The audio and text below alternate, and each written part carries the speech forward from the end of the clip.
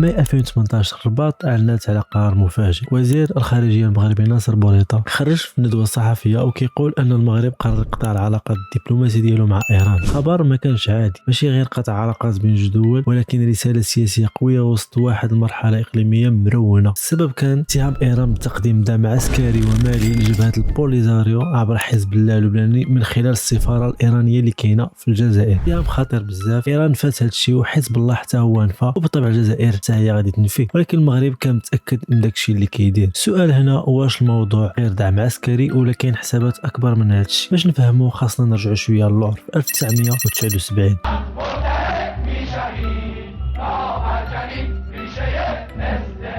ملي وقعت الثوره الايرانيه وطاح النظام ديال الشاه، الملك الراحل حسن الثاني استقبل محمد رضا بهلاوي في المغرب، والقياده الجديده ديال ايران ما نساتش هذا الشيء، ومن ذاك الوقت العلاقه بقات بارده حتى 2009 المغرب قطع العلاقه ديالو مع ايران، والسبب ان ايران بدات كتهدد في السياده ديال البحرين وكتسطر العقيده الشيعيه والتوريه ديالها، وهكذا بدات التخوفات من نشر الشيع داخل المغرب لان كانت فئه بسيطه من الشيعه كاينه في المغرب في ذاك الوقت. من ذاك الوقت والعلاقات مقطوعه وصلت 2017 وهي ترجع العلاقات عاد، ولكن عام من بعد 2018 العلاقات الدبلوماسيه عاودت تقطعت من جديد، ولكن هذه المره السبب كان مختلف. ذاك الوقت الصراع بين السعوديه وايران كان واصل لاقصى الدرجات ديالو. اليمن كانت مرونه، سوريا كان فيها الحرب، ولبنان فيها توتر داخلي، والخليج منقسم بسبب ازمه ديال قطر والسعوديه. السعوديه كانت كتضغط على الدول العربيه باش ياخذوا موقف واضح ضد ايران، والمغرب كان خاصو يدير حساب دقيق، يعني كان يفكر 1000 مره، حيت عنده ملف اهم من التحالف الاقليمي خارج المغرب واللي هي قضيه ديال الصحراء. ابريل 2018 قبل قرار قطع العلاقات باسابيع مع ايران، توتر تصاعد في المنطقه ديال الكركارات وتيفاريتي. المغرب اتهم بوليزاريو بخرق اتفاق وقف اطلاق النار، والامم المتحده دخلت في الخط. المغرب كان باغي دعم دولي واضح في هذه المرحله، وامريكا كانت لاعب اساسي في هذه المرحله. منين المغرب اعلن قطع العلاقات ديالو مع ايران في 2018، في ذاك الوقت دونالد ترامب كان يلاه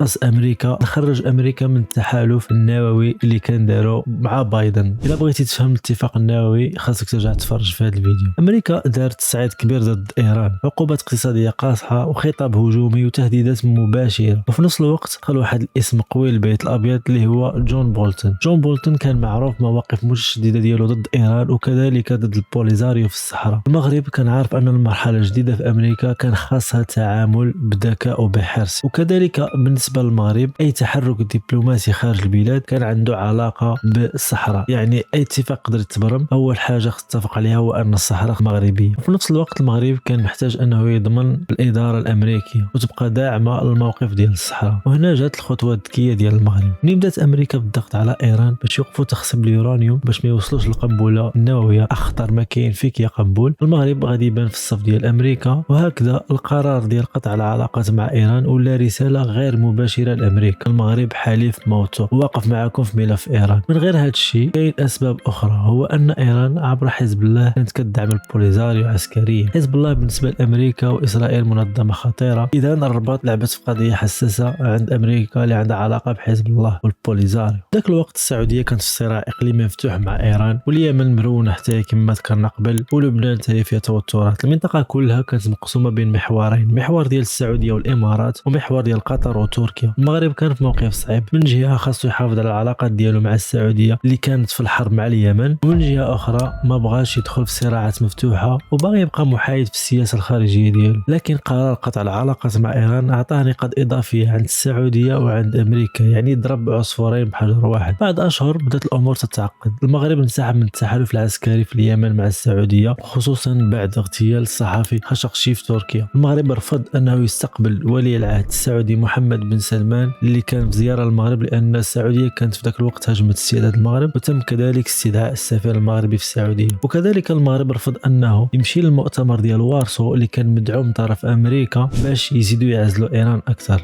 اش كيعني هذا الشيء؟ يعني ان المغرب قرر يقرب غير بشويه، ولكن ما يدخلش بشكل كامل في المحور الامريكي السعودي، غيحافظ على الاستقلاليه ديال القرار ديالو. والمغرب لقى راسو وسط ثلاثه ديال الضغوطات. امريكا كانت باغا اصطفاف واضح ضد ايران، والسعوديه كتضغط باش الدول العربيه تختار المعسكر السعودي ولا القطري. والضغط الثالث كيتجلى في ملف ديال الصحراء، خاصو دعم دولي قوي. والحل شنو هو ان المغرب خاصو يدير السياسه ديال الحياد، ما يجي حتى مع حتى شي واحد. ديسمبر 2020 حدث غير مسبوق، دونالد ترامب على منصه تويتر كيعلن على اعتراف الولايات المتحده بسياده المغرب على الصحراء. قرار تاريخي في المغرب، الربح ديال دعم اقوى دوله في العالم، ملف اللي هو الاهم عنده. واش قرار ديال 2018 ديال قطع علاقات ضد ايران كان جزء من بناء الثقه مع امريكا؟ السياسه ما فيهاش صدفه، يعني القرار اللي كان تاخذ في 2018 تجاوز به المغرب في 2020. واخا امريكا كانت في التصعيد ضد ايران، المغرب ما عمرو دخل في خطاب عدائي يومي، ما كانش حرب اعلاميه مفتوحه في القنوات المغربيه. المغرب ما عندوش عداء مع ايران. المغرب يريد علاقات احترام، المغرب يريد علاقات اللي كل واحد فيها يحترم الاخر.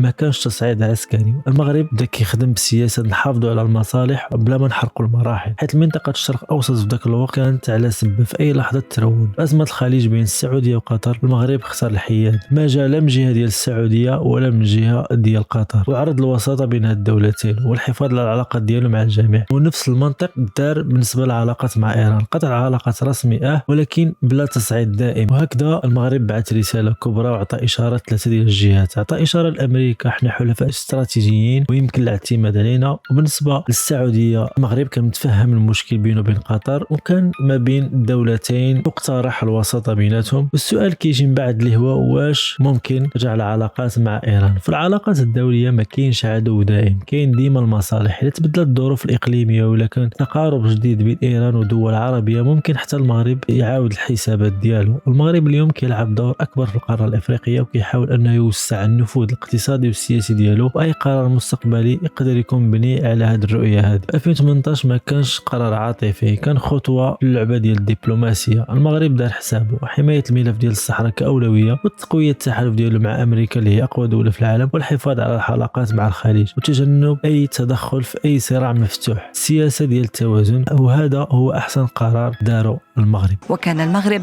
قد اعلن عن قطع علاقاته الدبلوماسيه مع ايران بعدما اتهمها بدعم جبهة البوليزاريو ومدها بالسلاح عن طريق حليفها حزب الله. لكن مؤخرا قضية دابا مرونة في الشرق الأوسط، مازال ما عارفين شنو غادي يوقع من هنا للفوق. نتمناو يكون غير خير وتسالي هذه الحرب في أقرب وقت. ولا عجبكم الفيديو ما تنساوش ديروا لايك سبسكرايب، ونتلاقاو في فيديو جديد.